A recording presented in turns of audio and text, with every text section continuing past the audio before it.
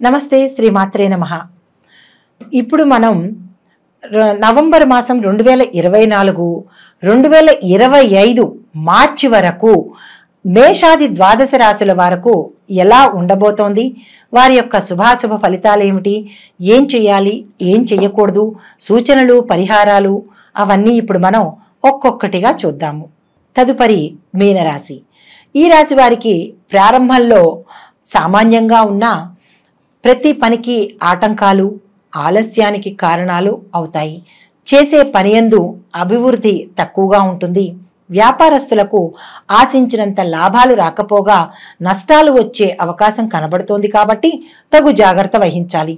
ఉద్యోగరీత్యా ఉద్యోగులకు అధికారుల వలన మాటలు పడడము, అపనిందల పాలవ్వడము, సహోద్యోగులలో విలువ లేకుండా పోవడము, అపవాదులకి లోను కావడము జరిగే అవకాశం కనపడుతోంది. తర్వాత కోర్టు వ్యవహారాల్లో చిక్కులు, మీకు బాకీలు రాకపోవడము, అంటే మీకు ఇవ్వాల్సిన వారు ఎగవేయడము, తర్వాత విమర్శలకు గురి అవ్వడము, నమ్మిన వారి వల్ల మోసము, దగా జరగడము, మీరు ఎంత మంచిగా వ్యవహరించినా మిమ్మల్ని గుర్తించలేకపోవడము, మనశ్శాంతి లేకపోవడము, ఒక స్త్రీ మూలకంగా మీకు అపవాదు, అపనింద, ధన నష్టము, ఆరోగ్య భంగము జరిగే అవకాశం కనబడుతోంది కాబట్టి తగు జాగ్రత్త తీసుకోండి. వారి వల్ల ఎలా తప్పించుకోవాలి, వారు ఎవరు అనేది కూడా మీరు కొంచెం జాగ్రత్త వ్యవహరించినట్టయితే కనిపెట్టగలుగుతారు.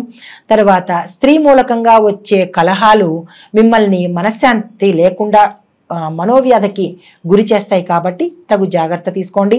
స్నేహితులు, బంధుజనాల్లో మీకు విరోధాలు ఎక్కువ అవుతాయి. మీ మాటకు విలువ లేకుండా అవుతుంది కాబట్టి వారి వద్ద మీరు మాట్లాడకుండా ఉండడమే మంచిది. వారు అడిగినా కానీ సలహాలు ఇవ్వకుండా సమయోచితంగా తప్పించుకుంటే మర్యాద దక్కుతుంది.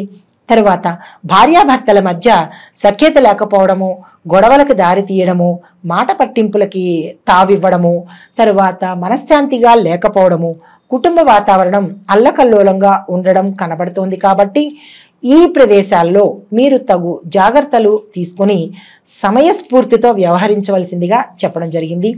ఆరోగ్య విషయంలో చాలా జాగ్రత్త తీసుకోవాలి.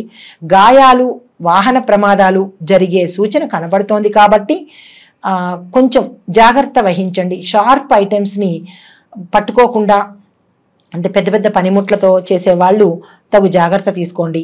కత్తులు, గొడ్డళ్ళు ఇలాంటి పనిముట్లు ఉంటాయి కదా, వాటితో వ్యవహారం చేసేవాళ్ళు తగు జాగ్రత్త తీసుకోండి. ప్రమాదాలు కోరి కొని తెచ్చుకోవద్దు.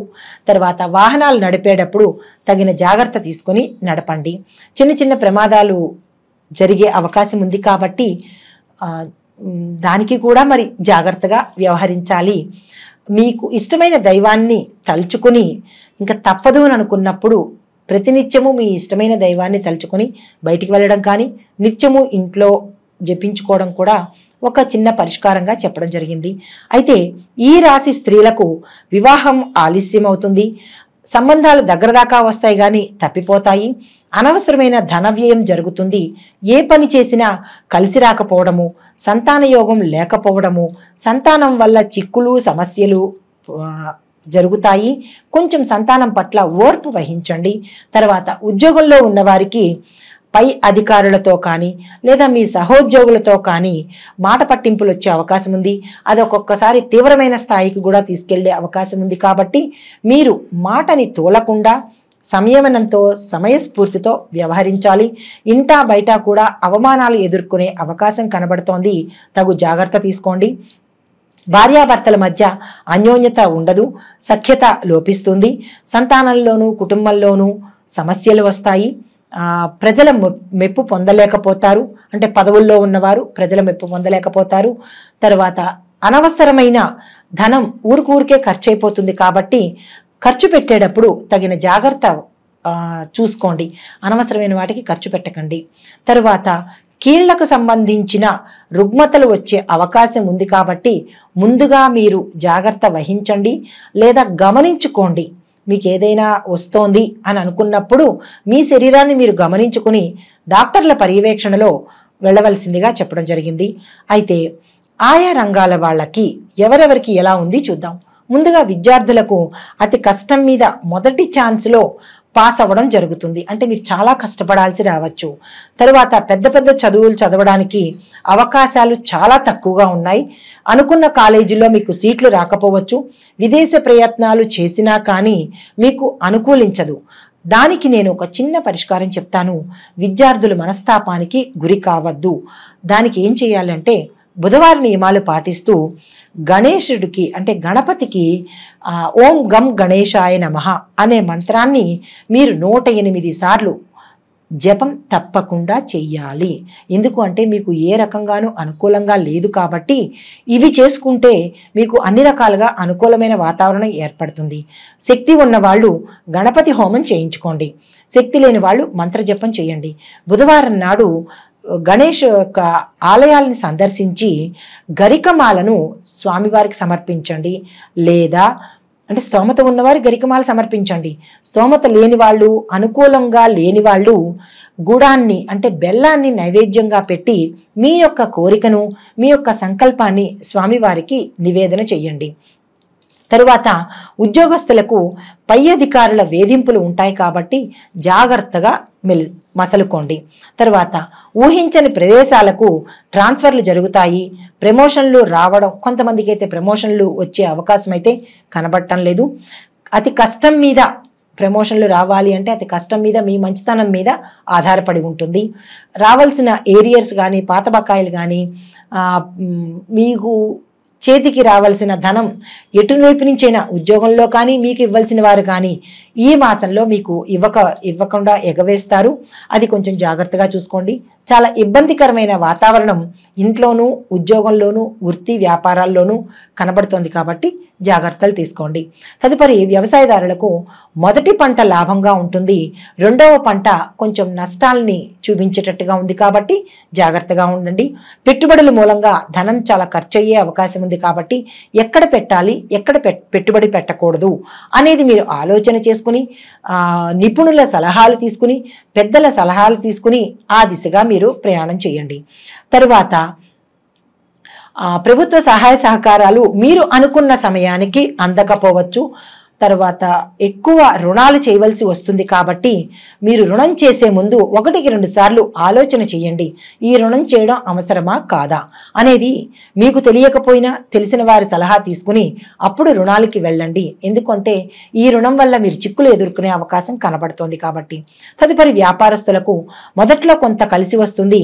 తర్వాత ఊహించినంత లాభాలు మీకు చేతికి అందవు కాబట్టి సామాన్యంగా నడిచిపోతుంది. కొత్తగా వ్యాపార నిమిత్తంగా అప్పులకు మాత్రం వెళ్ళవద్దు. తర్వాత జాయింట్ వ్యాపారస్తులు విడిపోయే అవకాశం ఉంది కాబట్టి ఎందుకు విడిపోతున్నారు, విడిపోయే ముందు తీసుకోవాల్సిన జాగ్రత్తలు ఏమిటి, అవన్నీ మీరు ఒకంత పరిగణలోకి తీసుకోండి. ఆలోచించి పనిచేయండి. తరువాత కొత్తగా ఏదైనా విస్తరణ చేయాలి అంటే మీ వ్యాపారం కొత్తగా విస్తరించాలన్నా, బ్రాంచీలు పెట్టాలన్నా దానికి కూడా మీరు సలహా సహకారాలు తీసుకోవాల్సిందిగా సూచన. అయితే కొత్తగా వ్యాపారాలు చెయ్యాలి అని అనుకున్న వాళ్ళు ఈ మాసంలో మీరు ప్రయత్నం చేయొద్దు. ఎందుకంటే కలిసి వచ్చేటట్టుగా కనబట్టలేదు కాబట్టి ఒకవేళ తప్పదు నేను చెయ్యాలి అని అనుకున్నా, లేదా వారసత్వంగా వచ్చే వ్యాపారాన్ని మీ చేతిలోకి తీసుకోవాలి అంటే కనుక మీరు ఏం చేస్తారంటే మీ జన్మ నక్షత్రానికి సరిపడా తారాబలం, చంద్రబలం చూసుకుని ఆ వ్యాపారాన్ని నేను నడిపించుకోవచ్చా, నా పేరు మీద నడిపించుకోవచ్చా, లేదా ఇంకొక పేరుతో నేను నడపచ్చా అనే వివరాలను మీరు ఆచితూచి పలు పెద్దలను అడిగి తెలుసుకొని మీరు ఆ దిశగా ప్రయాణం చేయండి. ఎందుకంటే వారు మీ చేతికి ఇచ్చేటప్పుడు విపరీతమైన లాభాలతో మీ చేతికి ఇస్తారు. మీ చేతికి వచ్చాక నష్టాలు వస్తే ఇద్దరు బాధపడవలసి వస్తుంది కాబట్టి అది చాలా సమన్వయంగా మీరు చేయవలసిన పని. తర్వాత క్రీడాకారులకు, కళాకారులకు, సినీ టీవీ రంగం వారికి, నటవర్గం వారికి, గాయని గాయకులకు ప్రారంభంలో ఉన్న ప్రోత్సాహం కానీ గుర్తింపు కానీ మీకు ఇక్కడ కనపడదు. శ్రమకు తగిన ఫలితం కానీ, పారితోషికం కానీ, ఆదాయం కానీ రాదు.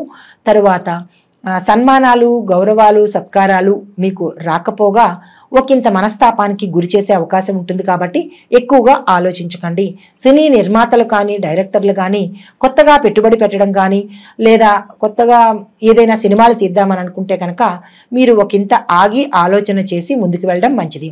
తర్వాత కాంట్రాక్టుదారులకు లాభాలు ఆశించినంతగా రాకపోయినప్పటికీ లాభాలు మామూలుగా వస్తాయి. బిల్లులు మీ చేతికి ఇప్పట్లో రాకపోయే అవకాశం ఉంది. మీ కాంట్రాక్ట్లో మీతో పనిచేసే మీ కింద పనిచేసే లేబర్స్ అంటే పని వాళ్ళు ఉంటారు కదా, వారితో మీరు చాలా జాగ్రత్తగా వ్యవహరించండి. వారి వల్ల మీకు చిక్కులు కొని తెచ్చుకునే ఇబ్బందులు పాలయ్యే అవకాశం కనబడుతోంది. అది తీవ్ర స్థాయిలో ఉండబోతుంది. కాబట్టి ముందుగా హెచ్చరించేది ఏంటంటే వారితో మాట్లాడేటప్పుడు కానీ వారి చేత పని చేయించుకునేటప్పుడు కానీ వారికి జీతాలు కానీ లేదా వేజెస్ కానీ ఇచ్చేటప్పుడు కానీ చాలా జాగ్రత్తగా మసులుకోండి. తర్వాత మార్కెటింగ్ రంగం వారికి రియల్ ఎస్టేట్ రంగం వారికి సామాన్యంగా ఉంటుంది కాబట్టి మీరు టార్గెట్లని ఫిక్స్ చేసుకోకండి. కొత్త వెంచర్లు వేయడానికి లేదా కొత్తగా ఏదైనా చేయడానికి ఈ మాసం పనికిరాదు కాబట్టి మీరు ఊరికనే ఉండడం చాలా మంచిది. రియల్ ఎస్టేట్ టార్గెట్లను ఫిక్స్ చేసుకోకుండా ఈ మాసాన్ని ఆగిపోండి. తర్వాత రాజకీయ రంగంలో ఉండే వారికి ఎప్పటికప్పుడు కొత్త కొత్త సమస్యలు వచ్చే అవకాశం ఉంది కాబట్టి అవినీతి ఆరోపణలు కూడా నిందలు ఆరోపణలు మీరు ఎదుర్కోవలసి వస్తుంది. తగు జాగ్రత్త తీసుకోండి. తర్వాత ఎక్కువగా శ్రమ పడతారు కాబట్టి ఆ శ్రమకు మీకు మంచి రాకపోగా చెడు ఎదురయ్యే అవకాశం గోచరిస్తోంది. మీ మిత్రులను ఈ సమయంలో నమ్మకుండా ఉండడమే మంచిది. మీరు ఏదైనా నిర్ణయం తీసుకుంటే మీరు మాత్రమే నిర్ణయం తీసుకోండి. లేదా మీకు ఆంతరంగికంగా ఎవరైతే ఉంటారో వారి సలహా తీసుకుని అప్పుడు మీరు నిర్ణయానికి వెళ్ళడం చాలా మంచిది. లేదు అంటే కనుక ఈ మాసంలో ఏమీ చేయకుండా స్తబ్దుగా ఊరుకోండి. నక్షత్రాల వారీగా ఇప్పుడు పరిహారాలు చూద్దాము. ముందుగా పూర్వభద్ర 4వ పాదం వారికి అక్టోబర్ 2024, జనవరి, ఫిబ్రవరి, మార్చి 2025 వరకు వీరికి అన్ని విధాలా చక్కగా లాభదాయకంగాను యోగ్యంగాను అనుకూలంగాను ఉంది కాబట్టి ఈ మాసాలను మీరు మీకు సానుకూలమైన పనులకు కానీ కీలకమైన పనులకు కానీ ఉపయోగించుకోండి. దుర్వినియోగం మాత్రం చేసుకోకండి. వీరి గ్రహశాంతి కోసం గురువారం నాడు 1 కేజీ శనగలను దానంగా ఏదైనా దేవాలయంలో ఇచ్చేయండి. మీ అదృష్ట సంఖ్యలు 2, 3, 7, 9. మీ అదృష్ట వారాలు సోమ, గురు, శనివారాలు కాబట్టి ఈ వారాలను ఉపయోగించుకుని ఆ అదృష్ట సంఖ్యలతో మీరుకున్న ఒడిదుడుకుల్ని దాటేయండి. తర్వాత ఉత్తరాభాద్ర నక్షత్రం వారికి అక్టోబర్ 2024, ఫిబ్రవరి అంటే జనవరి, ఫిబ్రవరి 2025 సంవత్సరం అంటే నెక్స్ట్ ఇయర్ మీకు చాలా అనుకూలంగా ఉంటుంది కాబట్టి దీనికి తగ్గ ప్రణాళికలు అంటే 24లోను 25లోను కూడా ఈ మాసాలలో మీరు ఏదైనా ప్రణాళిక వేసుకుంటే లేదా కొత్తగా ఏదైనా చెయ్యాలని అనుకుంటే పాతవి ఏమైనా పునరుద్ధరించాలని అనుకుంటే ఈ సమయాన్ని మీరు అత్యంత అనుకూలంగా మార్చుకోండి. గ్రహశాంతి కోసము మీరు శనివారం నాడు నువ్వులను దానంగా ఇవ్వండి. మీ యొక్క అదృష్ట సంఖ్యలు 1, 3, 4, 8. అదృష్ట వారాలు ఆది, బుధ, శనివారాలు కాబట్టి ఈ వారాలను ఈ అదృష్ట సంఖ్యలను ఉపయోగించుకొని మీకున్న ఒడిదుడుకులను అతిక్రమించండి. తదుపరి రేవతి నక్షత్రం వారికి నవంబరు 2024 అనగా ఈ మాసం అన్నమాట. 2025 జనవరి, ఫిబ్రవరి, మార్చి మాసాలు చాలా అత్యంత అనుకూల శ్రేయోదాయకంగా ఉన్నాయి కాబట్టి మీరు ఏదైనా పనులు చేయాలనుకున్నా కొత్తగా ఏదైనా ప్రారంభించాలనుకున్నా దేనికైనా సరే ఈ మాసాలని మీరు దుర్వినియోగం చేసుకోకుండా మంచిగా ఉపయోగించుకోండి. మీ గ్రహశాంతి కోసము బుధవారం రోజున 1 కేజీ పావు పెసలను దానంగా ఇవ్వండి. తర్వాత మీ యొక్క అదృష్ట సంఖ్యలు 2, 3, 4, 5. అదృష్ట వారాలు ఆది, బుధ, శుక్రవారాలు కాబట్టి ఈ వారాలను ఉపయోగించుకుని ఆ అదృష్ట సంఖ్యలతో మీరు ఏదైనా కీలక నిర్ణయం తీసుకోవడం కానీ కొత్త పనులు చేపట్టడం కానీ చేయండి. అయితే మొత్తంగా రాశి వారందరికీ చెప్పదగిన పరిహారాలు సూచనలు ఏంటంటే కొంతమంది అడగచ్చు ఏమండి మాకు నా నక్షత్రాలు తెలియవు పాదాలు తెలియవు మరి మేమేం చెయ్యాలి అని అనుకునే వారికి ఏమీ చింతపడద్దండి. మీరు ఈ రాశిలో ఉన్నారు కాబట్టి ఈ రాశిలో ఏం చెయ్యాలి అనేది చెప్తాను. ఆ ప్రకారంగా మీరు చేసుకోండి. శని, రాహు, కేతువులకు జపాలు చేయించండి, దానాలు ఇవ్వండి, ఈశ్వరుడికి అభిషేకాలు చేసుకోండి. మాస శివరాత్రి రోజు సోమవారం రోజు శివాభిషేకాలు చేసుకోండి. తర్వాత అమ్మవారిని, సుబ్రహ్మణ్యేశ్వర స్వామి వారిని, శనేశ్వరుడిని శివాలయాలకి దర్శనం చేసుకుంటూ శక్తి కొద్దీ పూజలు చేయించుకోండి, అభిషేకాలు చేయించుకోండి. తరువాత హనుమాన్ చాలీసా, దేవీ భాగవతము, భారతము, మణిద్వీప వర్ణన అంటే దేవీ భాగవతం చదవలేని వారు, భాగవతం చదవలేని వారు హనుమాన్ చాలీసా 11 సార్లు, మణిద్వీప వర్ణన 9 సార్లు చదువుకున్నట్టయితే తత్సమానమైన ఫలితాన్ని మీరు పొందగలుగుతారు. ఈ రాశి వారికి శుభప్రదమైన రంగులు పసుపు, నీలము, నలుపు, ఎరుపు కాబట్టి ఈ రంగులని ఉపయోగించుకుని అదృష్ట వారాలను ఉపయోగించుకుని తదుపరి అదృష్ట సంఖ్యలు ఉన్నాయి కదా, వాటిని కూడా ఉపయోగించుకొని మీరు కీలకమైన పనులు చేపట్టవలసిందిగా చెప్పడం జరిగింది. అయితే ఈ రాశి వారు పఠించవలసిన మంత్రము ఓం క్లీం ఉద్ధాయ ఉద్ధరిణే నమః అనే మంత్రాన్ని 108 సార్లకు తక్కువ కాకుండా జపించుకోండి, పఠించుకోండి, మననం చేసుకోండి. ఇవన్నీ చేసుకుని ఈ పరిహారాలు, ఈ సూచనలు పాటించి ఆ గ్రహాల యొక్క అనుగ్రహాన్ని పొంది మీ జీవితాన్ని సుఖమయం చేసుకోవాల్సిందిగా కోరుకుంటూ, ప్రతి గ్రహాలకి ఖగోళ శాస్త్రపరంగా ప్రతి గ్రహము చరిస్తూ ఉంటుంది, అంటే కదులుతూ ఉంటుంది. కాబట్టి ఇవి ప్రత్యేకంగా ఒక్కొక్కళ్ళకి చెప్పేది కాదు. అంటే ఇప్పుడు పలానా వాళ్ళకి అని చెప్పేది కాదు. ఆ రాసుల్లో కొన్ని కోట్ల మంది ఉండవచ్చు, ఆ నక్షత్రంలో కొన్ని కోట్ల మంది ఉండవచ్చు.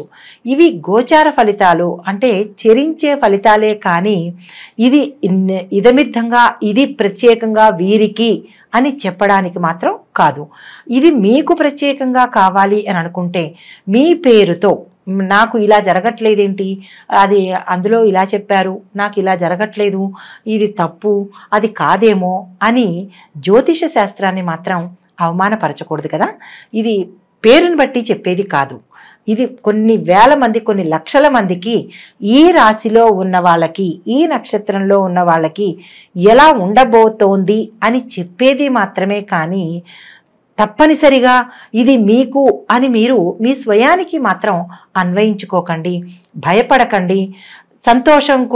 సంతోషపడండి, బాగుంటుంది. కానీ ఏదైనా కనుక ఉన్నది అంటే భయపడకండి. ఎందుకంటే మనకి పంచాంగంలో దృక్సే పంచాంగం కానీ లేదా ఏ జ్యోతిష శాస్త్రంలో ఉండే పంచాంగకర్తలు మనకి సూచన చెప్తారు, మీకు ఇలా ఉండబోతోంది అని చెబుతారు. కానీ దాన్ని మీరు పరిగణలోకి తీసుకుని భయపడిపోయి నాకే అని అన్వయించుకోకండి. మీకుగా తెలియాలి అంటే కనుక మీ వ్యక్తిగత జాతక పరిశీలనకు చూపించుకుని, పండితులకి చూపించుకొని వారి ద్వారా మీరు ఉపశమనం పొందితే బాగుంటుంది అని ప్రత్యేకంగా చెప్పడం జరిగింది. దీనిలో నెగిటివ్స్ అంటే జరగలేదు అనుకోవద్దు, జరిగింది అని అనుకోవద్దు. మీకు కావలసిన విషయాలను చెప్పడం కోసం ఎవరు ఏ పండితులు చెప్పినా గోచార రీత్యానే చెప్తారు తప్ప పలానా వారి పేరు అని పెట్టి చెప్పడానికి ఇది అవకాశం లేనిది. జ్యోతిష శాస్త్రం అనేది మనకి మార్గాన్ని సూచించే ఒక దిక్సూచి లాంటిది మాత్రమే. దాన్ని ముందుగా తెలుసుకుని తగు జాగ్రత్తలు తీసుకుంటామని చెప్పడానికి ఈ శాస్త్రం మనకి ఉపయోగపడుతుంది. దీనిలోని తప్పొప్పులను ఎంచకుండా, నెగిటివ్స్గా ఆలోచించకుండా, ఎవరిని దూషించకుండా, ఒకరు ఎక్కువ కాదు, ఒకరు తక్కువ కాదు. పండితులు చెప్పేది ఎప్పుడూ సమంజసమయ్యే ఉంటుంది. అన్నీ చూసుకునే చెప్తారు కాబట్టి ఎవరిని దూషించవద్దు. మీ సొంతంగా ఆలోచించి మీ సొంతంగా మీ నిర్ణయాలు తీసుకోవద్దని ఈ ముఖంగా ప్రేక్షకులకు నేను విన్నవించుకుంటున్నాను.